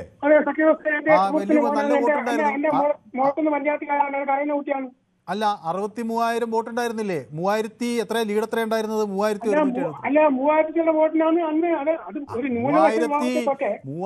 വോട്ടിന് തോറ്റൊരു മണ്ഡലം പിടിച്ചെടുക്കാൻ അവരെ വലിയാടാക്കി എന്ന് പറയുന്നത് അങ്ങേയറ്റം പരാജിതമായ ഒരു മണ്ഡലമാണെങ്കിലല്ലേ ഉള്ളൂ. ശൈല ടീച്ചർ അവിടെ ഓൾറെഡി മത്സരിച്ച അവിടെയൊക്കെ പരിചയസമ്പന്നയായ ഒരാളാണ് അല്ലേ? മുമ്പ് തോറ്റാണ്, ഈ സന്നിയോർ തോറ്റാണല്ലോ. അന്നത്തെ മണ്ഡലമാണ് അന്ന് ഈ 2006 മണ്ഡലം സാഹചര്യം മാറി. 2011 മണ്ഡല പുനർനിർണയം വന്നപ്പോ കുറെ പ്രശ്നങ്ങൾ വന്നു, ഞാൻ ഇല്ലെന്ന് പറയുന്നില്ല. പക്ഷെ അവിടെ ടൈറ്റ് ഫൈറ്റാണ് കൊടുത്തിരിക്കുന്നത്. അവിടെയും ടൈറ്റ് ഫൈറ്റാണ് കഴിഞ്ഞ തവണ കൊടുത്തിരിക്കുന്നത് സക്കീർ ഹുസൈൻ. അത് മാത്രമല്ല, ഈ കേരളത്തിൽ നടക്കുന്ന ഏതാണ്ട് ഏക MLA നേർക്കെയാണ് മുട്ടുന്ന ഒരു മണ്ഡലം കൂടെ ആയിരുന്നു. അങ്ങനെ MLA മത്സരം നടക്കുന്നത് ഒരു മണ്ഡലം പേരാവൂർ. ഈ സക്കീർ ഹുസൈൻ ഞാൻ ചെറുപ്പക്കാരൻ ഇരിട്ടി ഏരിയ കമ്മിറ്റി സെക്രട്ടറിയാണ്. CPM ഇരിട്ടി ഏരിയ കമ്മിറ്റി ചെറിയ കുഞ്ഞു കുട്ടിയാ, എന്റെ സുഹൃത്തിന്റെ മോനാണ്. പക്ഷേ ആ കുട്ടിക്കാരെ പിടിച്ചെടുക്കാൻ പറ്റാതെ കഴിഞ്ഞ തവണ അത്ര നല്ല മത്സരമായിരുന്നു, എന്നിട്ട് പറ്റിയില്ല. അപ്പൊ ഇതിന്റെ മെയിൻ കാരണം വെച്ചാല് ഈ അയ്യൻകുന്ന്, ആറളം, കൊട്ടിയൂര്, കാടകം, കൽച്ചാറ് ഈ 5 പഞ്ചായത്ത് കുടിയേറ്റക്കാരെ വെച്ചാൽ നല്ല സ്ഥലമാണ്. അവിടെ തന്നിക്ക് നല്ല സപ്പോർട്ടാണ്. മുസ്ലിങ്ങൾക്ക് പൊതുവെ വെച്ചാൽ ഇരിട്ടി മുനിസിപ്പാലിറ്റിയിലും ഈ ആറളം പഞ്ചായത്തിലും ഈ പേരാവൂർ പഞ്ചായത്തിലും മുഴക്കുന്നിലും കുറച്ച് വോട്ട്, ഇത്രയും വോട്ടേ മുസ്ലിങ്ങൾക്ക് വളരെ ചുരുങ്ങിയ വോട്ടേ പേരാവൂർ മണ്ഡലത്തിൽ.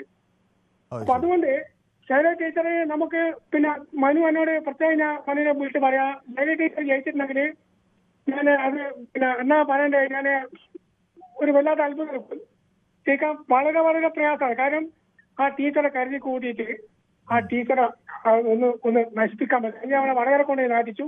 ബാക്കി ഇവിടെ ഇതിനെ കൊണ്ടുപോയി പല ആൾക്കാർ ഇപ്പൊ ഈ P ജയരാജൻ ആ വടകര കൊണ്ടുപോയിട്ട് അയാളെ ശരിയാക്കി. ഇങ്ങനെ ഓരോരുത്തർ ശരിയാക്കുക. പിണറായിക്ക് എതിരായിട്ട് ആരും ഉയർന്നവരായി അയാൾ പൊടില്ല. ഓക്കെ, അവന് കുറെ വർത്താൻ പറഞ്ഞു ആൾ ദേഷ്യം പിടിക്കുന്ന. ശരി, അപ്പോൾ ശൈല ടീച്ചറെ ബലിയാടാക്കിയതാണ് ശ്രീ ദാസന്റെ ആക്ഷേപം അല്ലേ? പക്ഷേ അവർ പറയുന്നത് ഇത് ഫൈറ്റ് ചെയ്ത് ജയിക്കുക എന്നുള്ള ഒരു രീതിയിലാണ് അവർ പോയെന്നാ പറയുന്നത്. ആ പാവത്തിന് അങ്ങനെ പറഞ്ഞാൽ മതിയായിരുന്നു. മറ്റൊന്ന് മാറാൻ പറയുമ്പോ അനക്ക് പറ്റൂല, സുഖമൊന്നുമില്ല, അവിടെ ഞാൻ തൽക്കാലം മത്സരിക്കുന്നതാണ് പറഞ്ഞാൽ മതി. ടീച്ചറാണ്, നാട്ടുകാരിയാണ്, എനിക്ക് നല്ലോണം അറിയുന്ന ടീച്ചറാ. ഏതായാലും ടീച്ചർ പാവ വെറും സാധുവാ. ശരി, ഓക്കെ, വ്യക്തമാണ് താങ്കളുടെ അഭിപ്രായം. കരയുദ്ധത്തിന് സാധ്യത കുറവാണ്. ഒന്നും നഷ്ടപ്പെടാനില്ലാത്ത ഇറാന് കരയുദ്ധമുണ്ടായാൽ അമേരിക്കൻ സൈന്യത്തിനാണ് ഏറെ നഷ്ടമുണ്ടാകുക. യുദ്ധം നീണ്ടുപോകും. ട്രംപിന് ഇംപീച്ച്മെന്റ് നേരിടേണ്ടി വരുമെന്ന് എന്നോട് ഫ്രാൻസിസ് പൊറാട്ടുക്കാര എന്നോട് പറയുന്നു. അവിടെ ശക്തിമാൻ പറയുന്നത് നേമത്ത് SDPI സ്ഥാനാർത്ഥിയെ തോൽപ്പിച്ച് രാജീവേട്ടൻ നിയമസഭയിലെത്തുമെന്ന്. അത് ശരി, നോക്കാം. എല്ലാ യുദ്ധങ്ങളും അവസാനിക്കട്ടെ, അതിന് ലോകരാജ്യങ്ങൾ ഇടപെടട്ടെ, യുദ്ധമൊന്നിനും പരിഹാരമല്ല.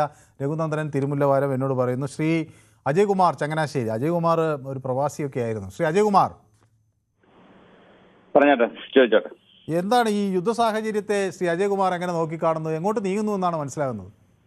ഇപ്പോൾ റിപ്പോർട്ടുകളൊക്കെ വരുന്ന കരയുദ്ധത്തിന് അമേരിക്ക തയ്യാറാകുന്നു എന്നല്ലേ. അമേരിക്ക കരയുദ്ധത്തിൽ തയ്യാറാകുന്നത് അത് മറ്റൊരു വിയറ്റ്നാം ആകുമോ എന്ന് സംശയിക്കേണ്ടിയിരിക്കുന്നു. സംശയം എന്താ? കാരണം നമ്മൾ പണ്ട് ഈ വിഷയം തന്നെ ഇവിടെ ചർച്ച ചെയ്തതല്ലേ. ഇറാനിൽ കയറി ഒരു കരയുദ്ധം നടത്തി ഇറാനെ കീഴടക്കാൻ പറ്റുമോ അമേരിക്കയ്ക്ക്? ദൂരെ നിന്ന് വന്ന അമേരിക്കയ്ക്ക് സാധിക്കുമോ എന്നുള്ളത് എനിക്ക് അങ്ങോട്ട് വിശ്വസിക്കാൻ കഴിയുന്നില്ല. അതുപോലെ വലിയ വലിയ മിലിറ്ററി എക്സ്പെർട്സും ഒക്കെ ഇരുന്ന് നടത്തുന്ന ചർച്ചകൾ നിങ്ങളുടെ തന്നെ ന്യൂസ് ചാനൽ, ഇംഗ്ലീഷ് ചാനലൊക്കെ ശ്രദ്ധിച്ചിട്ടുണ്ട്. അപ്പൊ അതൊന്നും അത്ര ഈസി ആയിട്ടുള്ള കാര്യമല്ല. ഇറാഖിലെ പണ്ടത്തെ ഇറാഖ് വാർ നമ്മളൊന്ന് എടുത്തു നോക്കിയാൽ ഇറാഖ് വാറിനകത്തിൽ ഇറാഖിൽ തന്നെ ആർമി സദ്ദാം ഹുസൈനെതിരായി. അപ്പൊ അവിടെ തന്നെ പ്രോബ്ലംസ് ഉണ്ടായിരുന്നു. അതുപോലെ തന്നെ ഗൾഫ് രാഷ്ട്രങ്ങളിലെ പട്ടാളക്കാരും അതുപോലെ മറ്റു രാജ്യങ്ങളും ഒക്കെ ഇസ്ലാമിക ഫോഴ്സുകളൊക്കെ അവിടെ അമേരിക്കയെ സഹായിക്കാനുണ്ടായിരുന്നു. ഇവിടെ ആരിയ്ക്കുന്നു? ആരുമില്ല. ഇസ്രായേൽ മാത്രമേ ഉള്ളൂ. മറ്റു രാജ്യങ്ങളിലെ ഗൾഫ് രാജ്യങ്ങളെന്നുള്ള ആർമീസ് ഒന്നുമില്ല അമേരിക്കയെ സഹായിക്കാൻ. അപ്പോൾ അമേരിക്കയ്ക്ക് എങ്ങനെ അത്തരം ഒരു യുദ്ധത്തിൽ അവിടെ പോയി അവരെ കീഴടക്കാൻ പറ്റുമെന്ന് എനിക്ക് തോന്നുന്നില്ല. 10-12 ലക്ഷത്തോളം ആർമിയുള്ള ഒരു രാജ്യമാണ് ഇറാൻ. വളരെ ഫണ്ടമെന്റലായിട്ട് സ്ട്രോങ് ആയിട്ട് ഉള്ള ഒരു രാഷ്ട്രമാണ് ഇറാൻ. പക്ഷെ ഇതിന്റെ പരിണിത ഫലം ഞാൻ കാണുന്നത് വളരെ എക്കണോമിക്കലായിട്ട്, ഇത് ഇന്നലെയും എനിക്കാന്നൊക്കെ നമ്മൾ ഈ ചർച്ചയിൽ സംസാരിച്ചതാണ്, ഇന്ത്യയെ പോലുള്ള രാജ്യങ്ങളെ പ്രത്യേകിച്ച് നമ്മളെ ബാധിക്കുന്നത്. കാരണം അമേരിക്കയുടെ ലക്ഷ്യവും ഏകദേശം അതുപോലെയൊക്കെ തന്നെ ആണോ എന്ന് സംശയിക്കേണ്ടിയിരിക്കുന്നു. ഈ ഭാഗത്തുള്ള ഏഷ്യൻ രാജ്യങ്ങളെ എക്കണോമിക്കലി നശിപ്പിക്കുക എന്ന് തന്നെയാണോ? ഇന്ത്യ, ചൈന തുടങ്ങിയ ഇന്ത്യയും ചൈനയും കൂടെ ആകുമ്പോൾ ലോകത്തിന്റെ പകുതിയോളം വരുന്ന ജനസംഖ്യ ആയി കഴിയില്ലേ. അപ്പം അതിനെ നമ്മളെ എക്കണോമിക്കലി വീക്കാക്കാൻ അമേരിക്കയുടെ അജണ്ടയിൽ അതുകൂടി ഉണ്ടോ എന്ന് ശക്തമായി സംശയിക്കേണ്ടിയിരിക്കുന്നു. കാരണം ഇസ്രായേലിന് അവരുടെ സെക്യൂരിറ്റിയുടെ വിഷയമാണ് ഇറാനുമായിട്ട്, അല്ലാതെ മറ്റു വിഷയങ്ങളൊന്നുമില്ല. ഇതിൽ അമേരിക്കയ്ക്ക് എന്താ കാര്യം? അമേരിക്ക ഇസ്രായേലിനെ സഹായിക്കാനാണ്. അമേരിക്ക ഇസ്രായേലിനെ സഹായിക്കാനാണെന്നുണ്ടെങ്കിൽ ഇങ്ങനെയാണോ സഹായിക്കുന്നത്? ഒരു രാജ്യത്തിന്റെ ഭരണാധികാരി എലിമിനേറ്റ് ചെയ്യുന്നു തുടങ്ങിയ പല കാര്യങ്ങളും. ഈ അമേരിക്ക എന്തോ തുടക്കത്തിൽ കരുതിയിരുന്നതും നമ്മളോടൊക്കെ മാധ്യമങ്ങളിൽ കൂടി പറഞ്ഞിരുന്നതും അമേരിക്ക ഇറാനിലെ ഖൊമേനിയെ എലിമിനേറ്റ് ചെയ്ത് കഴിഞ്ഞാൽ അവിടെ ജനങ്ങളെല്ലാം തെരുവിലിറങ്ങും, ഈ ഭരണകൂടത്തെ അട്ടിമറിക്കും. അങ്ങനെയൊന്നും ഉണ്ടായില്ലല്ലോ.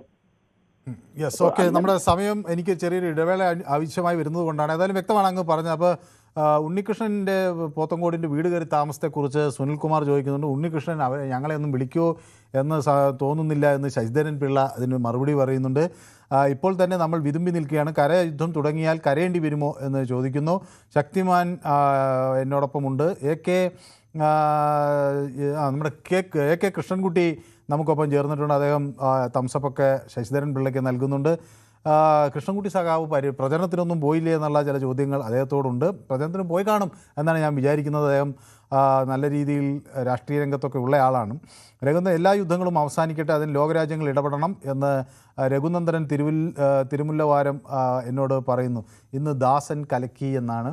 അപ്പോൾ ശ്രീ ദാസനെ കുറ്റം അല്ലെങ്കിൽ ദാസന് ഒരു പ്രത്യേക പരിഗണന നൽകുന്നു എന്ന് പറഞ്ഞ ശശിധരൻ പിള്ള പറയുന്നു ഇന്ന് അദ്ദേഹം കലക്കി എന്ന് പറയുന്നു. ശക്തിമാൻ പറയുന്നു നേമം MLA രാജീവ് ചന്ദ്രശേഖരൻ്റെ അഭിമുഖം ആദ്യം ന്യൂസ് 18 തന്നെ കിട്ടട്ടെ എന്ന് ഞങ്ങളെ ആശംസിക്കുകയാണ് ശക്തിമാൻ. നോക്കാം ശക്തിമാൻ. അപ്പോൾ ഇതൊക്കെയാണ് അങ്ങനെ പോകുന്നത്. അപ്പോൾ എനിക്കൊരു ചെറിയ ഇടവേള അനിവാര്യമാണ്. ഞാൻ ഒരു ചെറിയ ഇടവേള എടുത്ത് പെട്ടെന്ന് മടങ്ങി വരാം. Short break.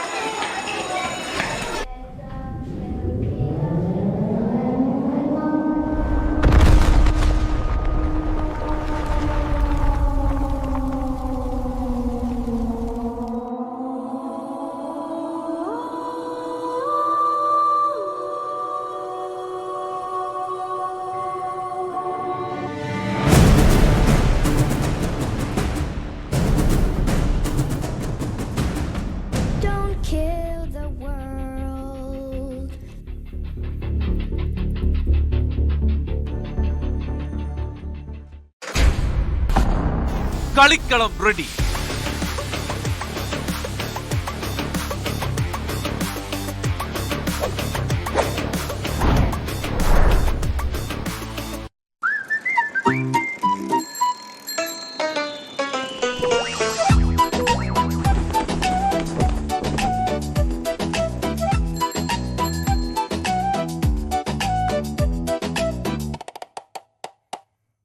നമ്മുടെ പൊതുവേദി തുടരുകയാണ്. അപ്പോൾ ഇപ്പോൾ ഒരു പുതിയ വിവരം പുറത്തു വരുന്നത്, എർദോഗാൻ തുർക്കിയുടെ പ്രസിഡൻ്റാണല്ലോ. അപ്പോൾ എർദോഗാൻ ഈ ഇറാൻ യുദ്ധം അവസാനിപ്പിക്കണം എന്ന് ആവശ്യപ്പെട്ടുകൊണ്ട് രംഗത്ത് വന്നിരിക്കുന്നു. ഈജിപ്ത് പ്രസിഡൻറ്റും രംഗത്തുണ്ട്. ഈജിപ്ത് പ്രസിഡൻറ്റ് വ്യക്തമാക്കുന്നത്, അബ്ദുൽ ഫത്താഹ് അൽ സിസി പറയുന്നത് ഡൊണാൾഡ് ട്രംപ് ഈ യുദ്ധം അവസാനിപ്പിക്കാനുള്ള തയ്യാറെടുപ്പ് നടത്തണം. I tell president Trump nobody can stop war in our region in Gulf but you എന്ന് അദ്ദേഹം പറയുന്നു. മറ്റാർക്കുമല്ല, താങ്കൾക്ക് മാത്രമേ ഇത് നിർത്താൻ കഴിയൂ എന്നാണ് ഈജിപ്തിൻ്റെ president Abdul Fattah al Sisi വ്യക്തമാക്കുന്നത്. അതോടൊപ്പം ലെബനനിൽ ചെക്ക് പോയിന്റിൽ ചില ആക്രമണങ്ങൾ നടന്നതിൻ്റെ വിവരങ്ങൾ പുറത്തു വരുന്നു.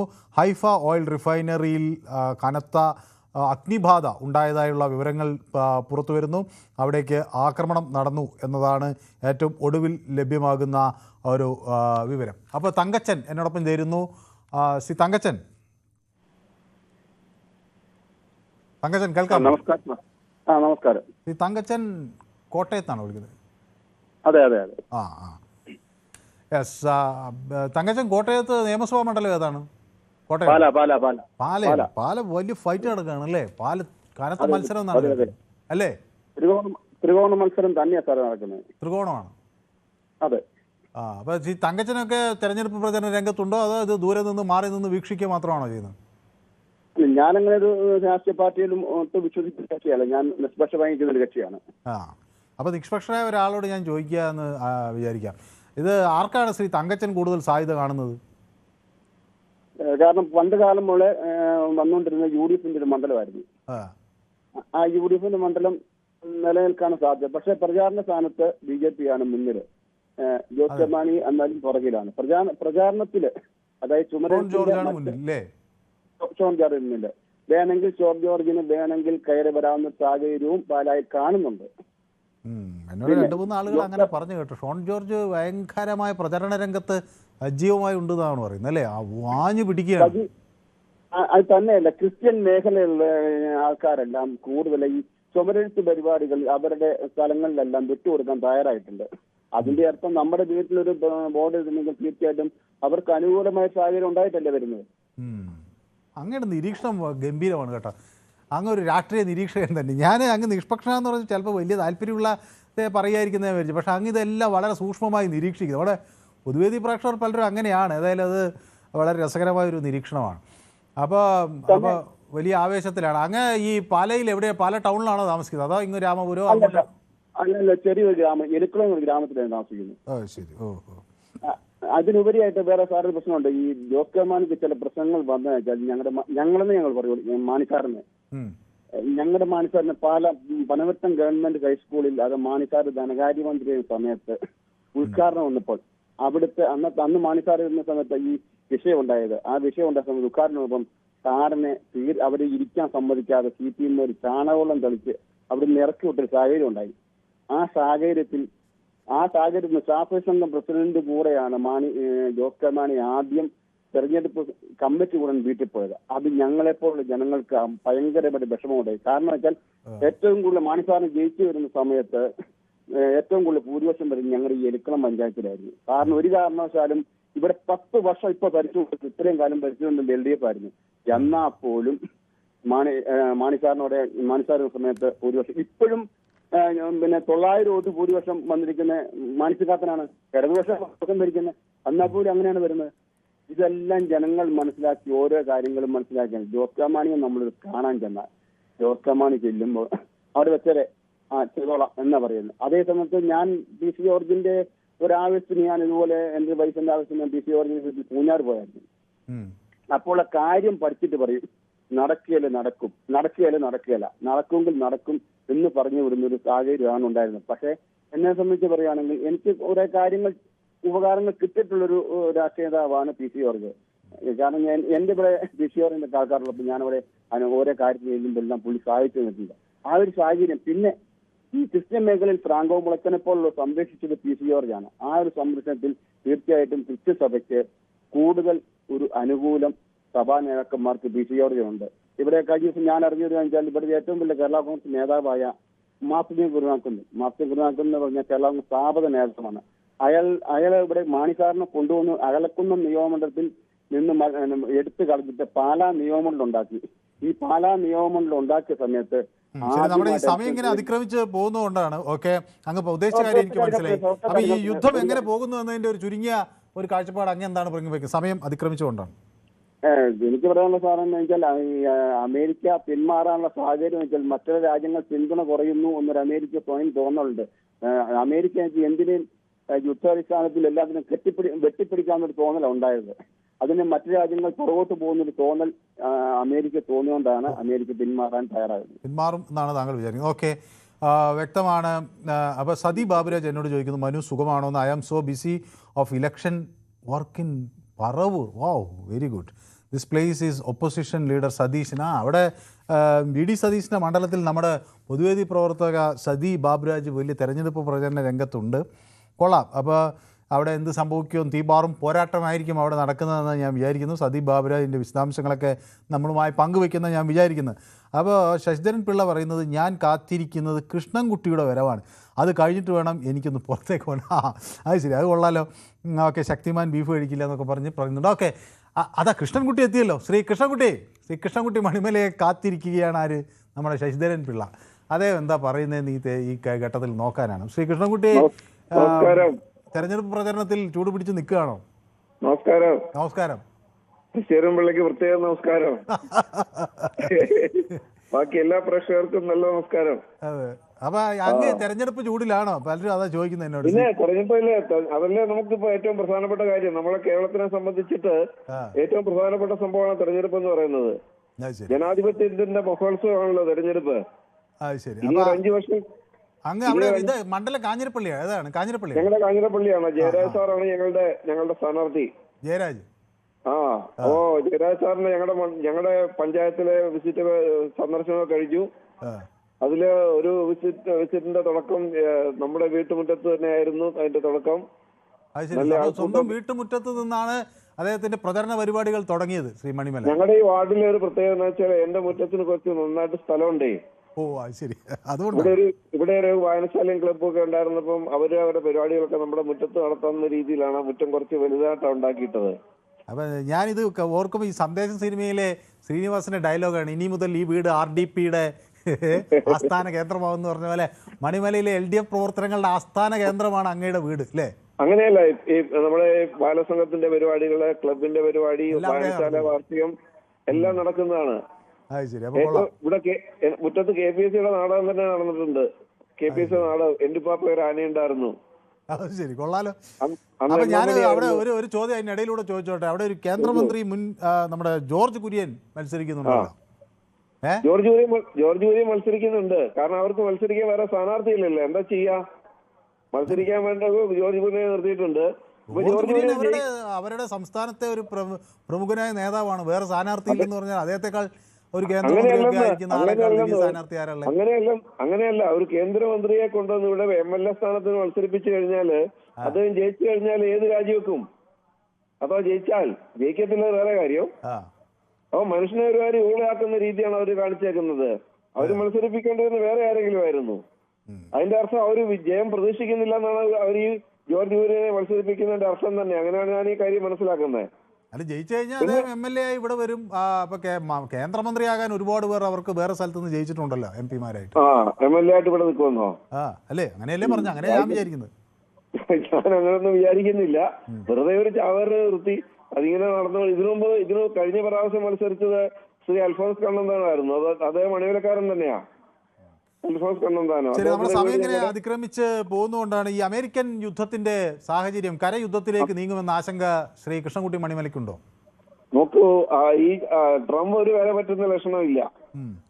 എന്തെന്ന് വെച്ചാല് ഇപ്പം നമ്മൾ ഈ മാധ്യമങ്ങളിലൂടെ മനസ്സിലാക്കുന്ന അനുസരിച്ച് കഴിഞ്ഞ ദിവസം ഒരു റാലി നടന്നു യുദ്ധത്തിനെതിരെ അമേരിക്കയിൽ തന്നെ. ഏതാണ്ട് 3 ലക്ഷം ആൾക്കാർ ആ റാലിയിൽ പങ്കെടുത്തു എന്നാണ് വായിച്ചത്. 3 ലക്ഷം ആൾക്കാര്. അതുപോലെ ഏതാണ്ട് 3000-ഓളം റാലികൾ ഈ കഴിഞ്ഞ ദിവസങ്ങളിൽ അമേരിക്കയിൽ നടന്നിട്ടുണ്ട്. അപ്പൊ ട്രംപിന്റെ തന്നെ കുഴി കൊണ്ടുമാണ് ചെയ്യുന്നത്. ട്രംപ് മറ്റുള്ളവർക്ക് പാരവെക്കാൻ പോകുമ്പോ സ്വന്തം കാലിനടിയിലെ മണ്ണൊലിച്ചു പോകുന്ന ട്രംപ് അറിയുന്നില്ല. ഇത് ട്രംപിന്റെ സാഡിസം എന്നുള്ള വികാരം ഉണ്ടല്ലോ, സാഡിസം, മറ്റുള്ളവരെ ഉപദ്രവം കിട്ടുന്ന ഒരു സന്തോഷം, അതാണ് ട്രംപ് ചെയ്തുകൊണ്ടിരിക്കുന്നത്. അത് ട്രംപിന്റെ അവസാനത്തേതാണ്. അതുകൊണ്ട് ട്രംപിന് നല്ലതല്ല. പക്ഷെ ഇറാന് എന്തൊക്കെയായാലും കുറെ ദിവസങ്ങൾ കഴിയുമ്പോഴേക്കും കാര്യങ്ങൾ തിരിച്ചറിയും. ട്രംപ് ഇതിൽ നിന്ന് പിന്മാറി തിരിച്ചോടുകയുള്ളൂ, അല്ലാതെ ഒന്നും സംഭവിക്കാൻ പോകുന്നില്ല അവിടെ. ഇതൊക്കെ മറ്റുള്ള രാജ്യങ്ങൾ തന്നെ ഇപ്പൊ എതിരഭിപ്രായങ്ങൾ പറഞ്ഞു തുടങ്ങി. അവർക്ക് സഹിക്കാവുന്നതിനപ്പുറത്തായിട്ടുണ്ട് കാര്യങ്ങള്. ഈ വിലക്കയറ്റവും ഈ പെട്രോളിയം ഉൽപ്പന്നങ്ങളുടെ വിലക്കയറ്റവും ഗ്യാസ് കിട്ടാഴുകയും ഇതെല്ലാം കൂടെ ചേർന്നപ്പോഴേക്ക് ലോകം മുഴുവനാണ് ഇതിന്റെ പൈസ അടച്ചുകൊണ്ടിരിക്കുന്നത്. ഇപ്പൊ നമുക്ക് തന്നെ എന്തുമാത്രം ധനനഷ്ടം ഉണ്ടാകുന്നത് ഓരോ കാര്യത്തിന് വേണ്ടി. വിലക്കയറ്റത്തിന്റെ പേരിലൊക്കെ പെട്രോളിനും ഡീസലിനും വില കൂടുന്നു, ഗ്യാസിന് വില കൂടുന്നു, ഗ്യാസ് കിട്ടാനില്ല, ഹോട്ടലിൽ ഗ്യാസ് ഇല്ല, എന്തെല്ലാം ബുദ്ധിമുട്ടുകളാ. അതുപോലെ ഓരോ സ്ഥലത്ത് ജോലി ചെയ്യുന്നവർക്ക് വിമാനം റദ്ദാക്കപ്പെടുന്നു, അവർക്ക് ജോലി നഷ്ടപ്പെടുമെന്ന് പേടിയുണ്ട്. ഇങ്ങനെ ഏതെല്ലാം രീതിയിലാണ് ട്രംപ് ലോകത്തിനെ തന്നെയാണ്. ട്രംപിന്റെ യുദ്ധം ലോകത്തിനോട്, അല്ലാതെ ഇറാനോട് മാത്രമല്ല. അത് ലോകം തന്നെ അതിക്രമിക്കുന്നതുകൊണ്ടാണ്. അപ്പോൾ വ്യക്തമാണ്. അപ്പോൾ അങ്ങ് തെരഞ്ഞെടുപ്പ് പ്രചരണമൊക്കെ അവിടെ സജീവമായി നടക്കട്ടെ. അപ്പോൾ എല്ലാവിധ ആശംസകളും അവിടെ അങ്ങയുടെ വീട്ടിലേക്ക് പരിപാടികൾക്കൊക്കെ എത്തുന്ന ആളുകൾ നമ്മുടെ പൊതുവേദിയുടെ ആശംസകളൊക്കെ അറിയിക്കണം. ജയിക്കുന്നത് ആരും ആയിക്കോട്ടെ, പക്ഷെ നമുക്ക് എല്ലാവരെയും ആശംസിക്കാം. ഓക്കെ, അപ്പോൾ അങ്ങയുടെ എതിരാളികൾക്കും ആശംസകൾ. അപ്പോൾ അഭിജിത്ത് എന്നോടൊപ്പം ചേരുന്നുണ്ട്. അഭിജിത്ത് നമുക്കറിയാവുന്ന പോലെ പൊതുവേദിയുടെ സ്ഥിരം പ്രേക്ഷകനാണ്. അദ്ദേഹത്തിൻ്റെ ചിഹ്നം കാണുമ്പോൾ തന്നെ എനിക്കൊരു സന്തോഷമാണ്. ഞാൻ നേരത്തെ എപ്പോഴും പറയാറുള്ള പോലെ ദേശീയ പതാകയുടെ ചിഹ്നമാണ്. പിന്നെ മനുചേട്ട, ഞാൻ പൊതുവേദി കാണുന്നു, മെസ്സേജ് ഇടാൻ ലേശം താമസിച്ചു പോയി. പൊളിറ്റിക്സും യുദ്ധവും എല്ലാം ഇങ്ങനെ വീക്ഷിച്ചു കൊണ്ടിരിക്കുകയാണ്. എനിക്ക് സുഖമാണോ എന്ന് ചോദിക്കുന്നുണ്ട്. സുഖമാണ്. അപ്പോൾ ഒരു തീക്കനലോ ഹൃദയം, എനിക്കൊരു ഹൃദയം, യഥാർത്ഥ ഹൃദയം അയച്ചിട്ടുണ്ട് കേട്ടോ. അപ്പോൾ യഥാർത്ഥ ഹൃദയമാണ് അഭിജിത്തിനുള്ളത്. Thank you Abhijith. അപ്പോൾ ഇനി നമുക്ക് കുറച്ച് ദിവസം യുദ്ധം ഒന്നും വേണ്ട, ചർച്ച ചെയ്യേണ്ട, ഇലക്ഷൻ ചർച്ച ചെയ്താൽ പോരെ എന്ന് ഗ്ലാഡിയേറ്റർ ചോദിക്കുന്നുണ്ട്. നമ്മൾ ഇലക്ഷനും ചർച്ച ചെയ്യണ്ടല്ലോ, യുദ്ധവും ഒരു പ്രധാനപ്പെട്ട കാര്യം തന്നെ. നമ്മൾ ഈ യുദ്ധം എന്ന് പറയുന്നത്, എന്നെ കൂടുതൽ ഭീതിതമാക്കുന്നത് ഈ യുദ്ധമാണ്. യുദ്ധം ഒരു വലിയ പ്രതിസന്ധിയാണ് നമുക്ക് മുന്നിൽ സൃഷ്ടിക്കുന്നത്. അപ്പോൾ ഇതിൽ യുദ്ധത്തെക്കുറിച്ച് ചർച്ച ചെയ്യണം എന്ന കാര്യം വേണ്ട എന്ന് അദ്ദേഹം പറയുന്നു. പ്രധാനമായും നമ്മൾ തെരഞ്ഞെടുപ്പാണ് പ്രധാനമായി ചർച്ച ചെയ്യേണ്ടത് എന്നാണ് വ്യക്തമാക്കുന്നത്. ഇലക്ഷൻ ചർച്ചയില്ല എന്ന് ആണ് ഞാൻ ഇലക്ഷൻ ചർച്ച ഇല്ല എന്ന് കരുതി ഞാൻ ആദ്യം ചർച്ച കാണാൻ താമസിച്ചു എന്ന് ഗ്ലാഡിയേറ്റർ പറയുന്നു. ഇലക്ഷനല്ല എന്നുള്ളത് കൊണ്ട് ഗ്ലാഡിയേറ്റർ വന്നില്ല. കൃഷ്ണൻകുട്ടി വന്നാൽ പിന്നെ രാഷ്ട്രീയമില്ലാതെ എന്തു പറയാനാണ് ഗ്ലാഡിയേറ്റർ എന്ന് കൃഷ്ണൻകുട്ടി ചോദിക്കാൻ നമ്മുടെ ശശിധരൻ പിള്ള ചോദിക്കുകയാണ്. അദ്ദേഹം പുറത്തേക്ക് ഇറങ്ങാൻ നിന്നതാണ്. അപ്പോൾ പുറത്തേക്ക് ഇറങ്ങാൻ നിന്നപ്പോൾ വീണ്ടും തിരിച്ച് അകത്തേക്ക് വന്നു. ബഷീർ പുലിമൂട്ടിൽ എന്നോട് പറയുന്നു, V D Satheesan has stated that AC would be disclosed completely only after the completion of Wayanad. Accounts ആണ്. അക്കൗണ്ട്സ് AC എന്ന് വെച്ചാൽ അക്കൗണ്ട് ഡീറ്റെയിൽസിനെ കുറിച്ചായിരിക്കും പറയുന്നത്. ബഷീർ പുലിമൂട്ടിൽ എന്നോട് പറയുന്നു, completion of Wayanad victims houses. Hence the plan and estimate with DPR should be published at once എന്നാണ് പറയുന്നത്. അപ്പോൾ V D Satheesan has stated that accounts would be disclosed completely only after the completion of Wayanad victim houses. Hence the plan and estimate with DPR should be published എന്ന് അദ്ദേഹം പറയുന്നു. തങ്കച്ചനെ കുറിച്ച് ഒരു പ്രതികരണമുണ്ട്. ഷിജു കുര്യത്ത് എന്നോട് പറയുന്നു, തങ്കച്ചൻ നിഷ്പക്ഷനല്ല എന്ന ഒരു ആശങ്ക അദ്ദേഹം പങ്കുവയ്ക്കുന്നുണ്ട്. അപ്പോൾ നമുക്ക് ഞാൻ യൂട്യൂബിലും ഈ വിഷയം പ്രേക്ഷകർക്ക് മുന്നിൽ ചർച്ച ചെയ്തിരുന്നു. യൂട്യൂബിൽ ഞാൻ ചോദിച്ച ഒരു പ്രധാന ചോദ്യം ഈ യുദ്ധം കരയുദ്ധത്തിലേക്ക് നീങ്ങുമോ എന്ന ആശങ്കയായിരുന്നു. അത് ആളുകൾ എങ്ങനെയാണ് ഈ യുദ്ധത്തിലേക്ക് നീങ്ങിയാൽ എന്ത് സംഭവിക്കും എന്നായിരുന്നു. അപ്പോൾ ഇറാനിൽ ഈ ആഴ്ച ഈ കരയുദ്ധം നടക്കുമോ എന്ന ചോദ്യത്തിന് 58% ആളുകൾ അതിനുള്ള സാധ്യത കാണുന്നു എന്നാണ് പറയുന്നത്. അതേസമയം 42% ആളുകൾ അത് കാണുന്നില്ല എന്ന നിലപാട് വ്യക്തമാക്കുകയും ചെയ്യുന്നു. ഏതായാലും ഇറാനിൽ അമേരിക്കയുടെ നീക്കങ്ങൾ ശക്തമാകുമ്പോൾ ലോകം ഒരു യുദ്ധഭീതിയിലാണ് എന്ന കാര്യത്തിൽ തർക്കമില്ല. ഇന്ത്യ പോലുള്ള രാജ്യങ്ങൾ സമാധാനത്തിനായി ശക്തമായി ഇടപെടൽ നടത്തേണ്ട ഒരു സാഹചര്യമാണിത് എന്നാണ് ഞാൻ വിശ്വസിക്കുന്നത്. പല ഘട്ടങ്ങളിൽ ഇതിനായി പ്രധാനമന്ത്രി ചർച്ചകൾ നടത്തുന്നത് നമ്മൾ കണ്ടു. പ്രധാനമന്ത്രി മാത്രമല്ല, ഡോക്ടർ എസ് ജയശങ്കറിനെ പോലുള്ളവരും ഇറാൻ വിദേശകാര്യമന്ത്രിയുമൊക്കെയായി ചർച്ചകൾ നടത്തുന്നു. മധ്യേഷ്യയിലെ സാഹചര്യങ്ങൾ മറ്റു രാജ്യങ്ങളുമൊക്കെയായി അവർ ചർച്ച ചെയ്യുന്നുണ്ട്. പക്ഷേ ഒരു പൂർണ്ണമായ ഒരു സമാധാനത്തിലേക്ക് നീങ്ങാനുള്ള ഒരു ശ്രമം ലോകരാജ്യങ്ങൾ നടത്തണം. അതിൽ ഇന്ത്യ മുന്നിൽ നിൽക്കണം എന്ന് നമുക്കൊക്കെ ആഗ്രഹിക്കാം. നയതന്ത്ര ബന്ധങ്ങളും ആഗോള വിശ്വാസങ്ങളും ഒക്കെ ഉപയോഗിച്ച് അതിനുള്ള ശ്രമം, സംഘർഷം അവസാനിപ്പിക്കാനുള്ള ഒരു ശ്രമം നമ്മുടെ രാജ്യം നടത്തും എന്ന് നമുക്ക് പ്രത്യാശിക്കാം. യുദ്ധമല്ല, നമ്മൾ പലപ്പോഴും പറഞ്ഞിട്ടുണ്ട്, യുദ്ധമല്ല, ചർച്ചയാണ് പുതിയ ലോകത്തിൻ്റെ മാർഗം. സംവാദമാണ് വഴി. അത് ഉയർത്തിക്കാട്ടേണ്ട സാഹചര്യം ഇവിടെ ശക്തമാണ്. വികസനവും അതുപോലെ ഉള്ള കാര്യങ്ങൾ, വികസനവും അതുപോലെ പുരോഗതിയും ഒക്കെ വരാൻ ലോകത്തിന് മുന്നിൽ ഏറ്റവും പ്രധാനമായ മാർഗം സമാധാനമാണ്. അത് ഒരിക്കലും യുദ്ധമല്ല. നമ്മൾ ലോകത്തെ പഠിപ്പിച്ചത് അഹിംസയുടെ മഹത്വമാണ്, ശക്തിയാണ്. ഇന്ന് ആ പാഠം വീണ്ടും ഓർമ്മിപ്പിക്കേണ്ട സമയമാണ്. ശാന്തിയുടെ ശക്തിയാണ് മാനവരാശിയെ മുന്നോട്ട് നയിക്കുക, ഒരിക്കലും യുദ്ധമല്ല. ഇന്നത്തെ പൊതുവേദി ഇവിടെ സമാപിക്കുകയാണ്. നാളെ മറ്റൊരു വിഷയവുമായി വീണ്ടും കാണാം. നന്ദി, നമസ്കാരം.